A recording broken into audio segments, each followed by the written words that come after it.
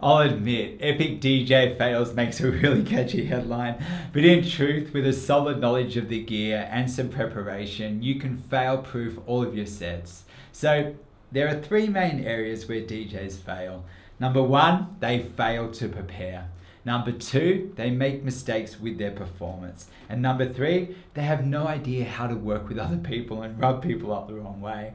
So in this video, I'm going to break down what to do and what not to do when you play live.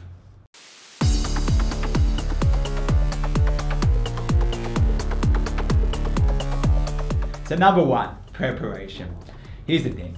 To make sure you are prepared, I suggest that you follow this checklist. So number one, know what kind of music the venue specializes in and have heaps of songs that you know will work well at that event. The last thing you want to do is turn up with the wrong kind of music. So my advice is go to the venue, get a feel for what that event, right, what they're all about, and basically see personally what people on the dance floor are responding to. Then when you turn up to play, have loads of the right kind of music for that event up your sleeve and be flexible with your playlist. For instance, loads of DJs turn up with pre-prepared sets, right? There's nothing wrong with that. But this means they know exactly what they're going to play, which is just true, right? That means then they can turn up, they feel confident, right? And to be honest, even the pros like doing Tomorrowland and that, they're doing this. And I know that because what happens is sometimes I've seen DJs play at different states and they play the exact same set. So I'm not saying that you can't actually prepare a playlist, right? But where beginners go wrong is they turn up with the exact songs they're going to play for their time, and they've practiced it over and over. And what happens then if maybe the DJ before you plays half your songs, or maybe when you turn up to play, maybe the songs you play don't get the best response and you've got no flexibility. Or perhaps even the DJ after you doesn't turn up and they want you to play longer. So in my advice, right, I just suggest that you over prepare. And that means if you can get through 20 songs, prepare 50. And if it was me, I'd probably even have different playlists for different times of night, and maybe some more commercial ones, some more underground ones. And let's say then I'm playing, and all of a sudden, right, I'm going 1, 2, 3, 4, 5 in my playlist, right? And let's say then at track 5, I actually then go to something a little bit more, like something different. Let's say I go a little bit more commercial and it clears the dance floor. And let's say 6, 7, 8, and 9 in my playlist, right, are kind of more commercial stuff. Maybe I'm like, well, they're not responding to commercial music tonight as much. They're liking this. And maybe I can jump to another point in the playlist. And I personally think your ability to be flexible and read the crowd is going to be what determines how good you are as a DJ, because the bad DJs, let's say their playlist isn't working. Well, that's what they're prepared. That's just what they do, and they're not flexible. So what you want to do is you need to have some flexibility. So I think I've got a video, I think, where it's all about like freestyling versus pre-planning. I'm covering a little bit of it now again, right? Because this is one part of that. But you definitely want to be over-prepared, and that means then you turn up and, yeah, sure, you've got something, a rough thing to work on, you've got the right kind of music, but you also do need to be responding to the crowd when you do play. Now, secondly, right, so that means preparing the right kind of music, being ready for any eventuality, and just being over-prepared, having lots of music up your sleeve. But number two, right, and that is being careful of the time of night you're playing, because what happens is, right, maybe you're a beginner DJ and they're going to put you on at 9 o'clock and you have to earn a place on a team to get like the headline sets. And let's say you're on at 9 o'clock and doors open at 9. And what happens is DJs think, yeah, man, I'm going to show everyone how great I am. And they come on at 9 o'clock and they do a headline set. They take all the big songs. And then when the headliners come on after you, right, well, you've kind of taken the energy up there. And where do they go from that? And you've kind of then not really played as part of the team. You played for yourself. And I guarantee you, that means you probably won't get asked back. So what it is when you're playing, you need to kind of create a platform for the people after you to take it to the next level. Unless you're the headline, of course. Like if you're the headline DJ, come out, do what that club does, do it big, right?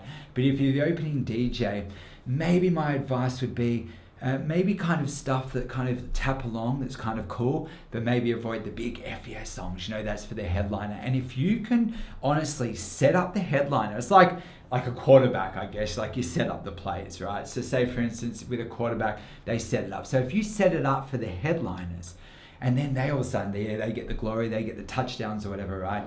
But to be honest, then the headliners love you, and everyone, well, instead of giving you the ball, right, they'll give you more and more shows. And to be honest, that can actually be really important. So playing as part of your team. And if you're not sure what that means, like what an opening set is, just go to the club and see what the headliners play. And I knew when I got some really big supports in my career, like I was running my own clubs, right? But some of the time then I was getting big supports at other people's venues.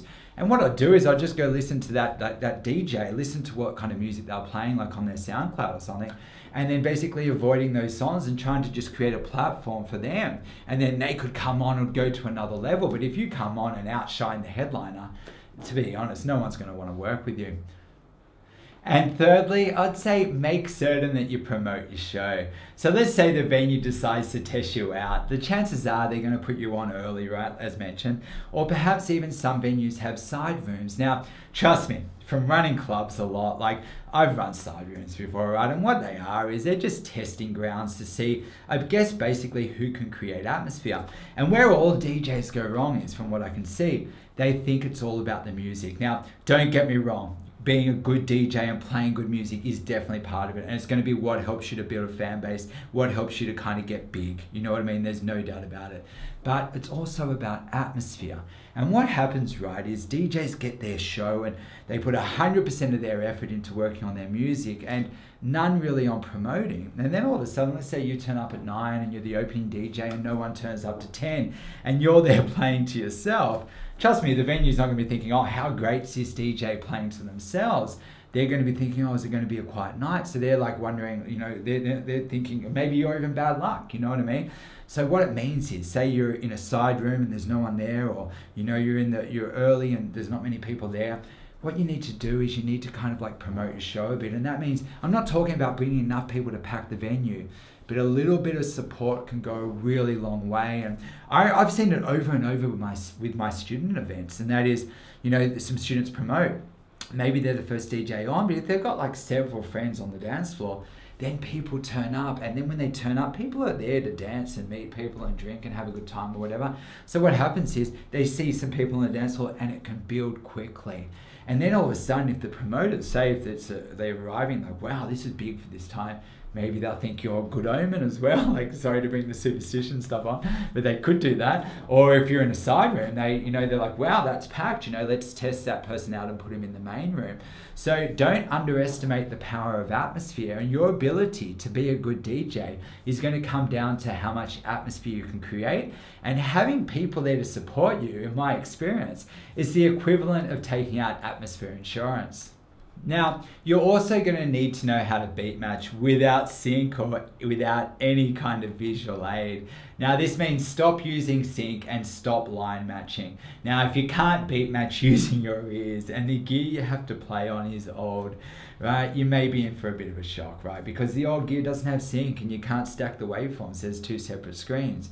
Now, venues are going to expect DJs to be able to use whatever gear is in front of them, and this means knowing how to beat match. And if you don't know how, check out my how to beat match video. Anyway, I also suggest practicing at least once the music you plan to play in advance. For instance, when I was playing every single week, sometimes a few times a week, there was a stage where I didn't have a lot of spare time to prepare music, and I used to freestyle a lot. But what I quickly learnt was, if you don't know the song, or perhaps you haven't practiced mixing like that song, like the new song, at least once before the show, the song may surprise you and do something you didn't expect, which honestly can affect how good your transitions are. Now, sure, when playing at home, that can be fun, and there's ways of hiding your mistakes, right, with the EQ and making them almost sound deliberate. But when playing live, you may want to make every transition perfect. So my advice, as soon as you get new music, map it with cue points and practice mixing it at least once, basically if you can. And I would suggest find a cool song that it mixes well with. And if you really like, you can create the beginnings of a playlist that you can fall back on if the going gets tough. Now that you've prepared the right kind of music for the event and for the time of night that you're playing, and you've promoted your show to assure a good turnout, you need to focus on your actual performance.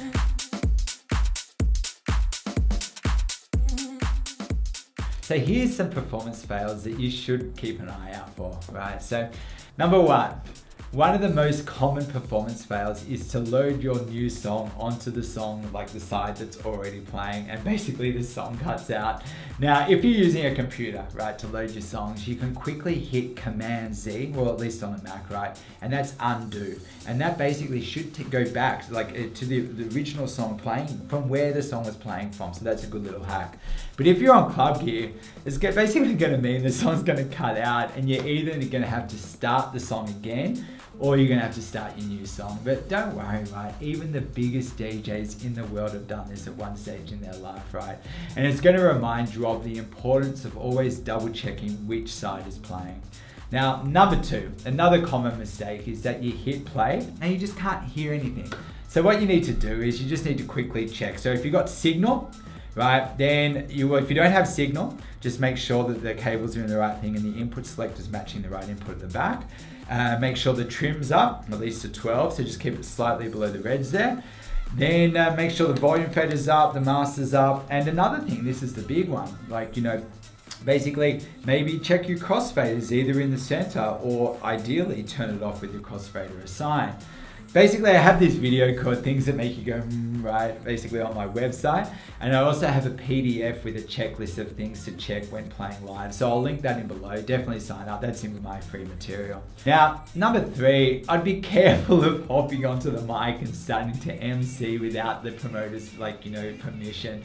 Basically, MCs, they're a dime a dozen, meaning they can be really good, right? The pro MCs are really good. I remember seeing an MC that was with Pendulum, and he was good, man. He wasn't actually in the band Pendulum, it's just like this MC that was touring with them, and he was amazing. And I've seen amazing MCs do amazing stuff.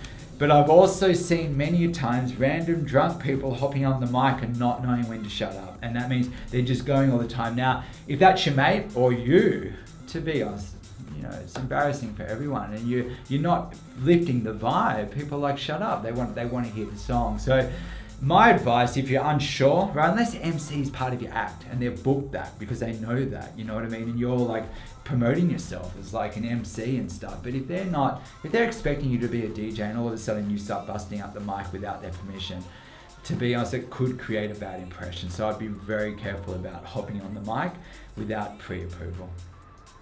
Now, number 4, be careful of drinking too much or taking drugs before you play. If you overindulge, you're going to be taken less seriously than you'd like to be, right? So don't throw away your power. And if you need to drink to ease your nerves, seriously, just have a couple of drinks, right? And try not to drink while you're playing. It can't be, like, if you make a mistake, people are going to think you drank too much. So it's not a great look. So number 5, when playing in clubs, you're expected to use their gear. And I'll be honest, sometimes the gear's really shit, right? Especially in smaller clubs that you may have to play at. So like when you first begin to get a bit of a name for yourself, right? So this means, right, buttons may be sticking, or maybe the button's not working, you got to hold down Q, or maybe you got to go into vinyl mode and release it. So you go to auto Q, and I'll put a video about that. So if the play button isn't working, about how to use it like vinyl mode and just let go, you know what I mean, without having to hit play, you just put it on to take auto Q off here. And I'll do a video on that coming up for sure, right? But personally, I'd be careful about blaming the equipment. So I suggest keep it positive at all times. Promoters will want to work with DJs that can take whatever comes their way in their stride. And also they'll want to work with people that are generally grateful and optimistic, as opposed to DJs pointing out all the things that could be better. Trust me, the promoter probably knows what needs to be better, right?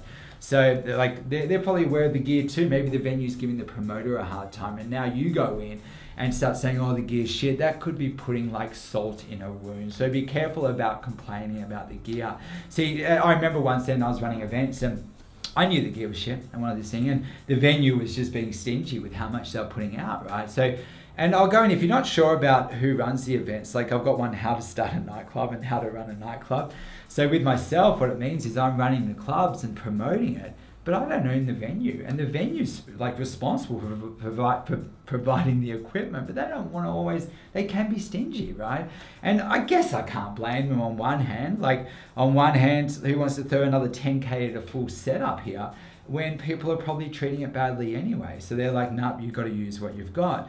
But anyway, then I was running this event, and one guy was complaining like, you know, badly, just saying, oh geez, I can't believe this, you know, whatever. And then another guy that I spoke to afterwards goes, nah man, it was cool, I had fun, you know, challenged me slightly. Now, who do you think that the promoters want to work with? The people that are cool, man, or the people that are giving you a hard time on stuff that you're already feeling kind of bad about, you know? So anyway, just be careful about, you know, you want to make the best of whatever gear is in front of you. And that means building confidence as a DJ and knowing the gear.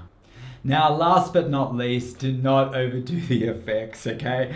Treat effects like icing on a cake. A little bit can be kind of sweet, right? Too much will make people sick. Now, I knew a guy once and he just would, like, he'd constantly do non-stop flanger, like constantly, literally the whole time. Now, that coupled with the fact he was off his face, man, he simply wasn't taken seriously. And basically, he just wasn't asked back for repeat shows. It's kind of embarrassing. So if you're going to use effects, use them artfully. And then I've got a video on how to use effects as well, so check that out.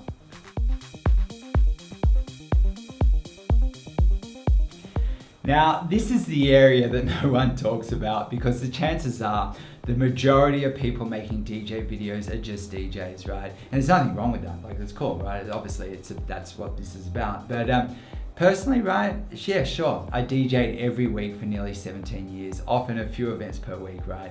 But I also ran my own clubs for equally as long. And this means not only do I know it from the DJ's point of view, but I also know the promoter's point of view. And the club promoter is the person that's going to be booking you or rebooking you. So you need to tread a little bit carefully around them. So here's the thing, number one, right? The worst thing you could ever say to a promoter is, why is it a quiet night? So if, say it is a quiet night, right, the chances are that the club promoter, like, he knows that, right? And they're emotionally invested in their event. And if it's a quiet night, they're gonna know that, right? And the chances are they're concerned about it already. And for you to come in and point out the obvious, it's like putting salt in a wound, and it may, well, it just might kind of rub them up the wrong way, you know. But that aside, also, just make a point in general never to complain about the event or the circumstances. Now, I read a spiritual book once that said, never blame, complain, or justify. And I honestly live by these words. For instance, let's say you have trouble getting in with security, or perhaps your names weren't on the door and your guests had to pay full price entry.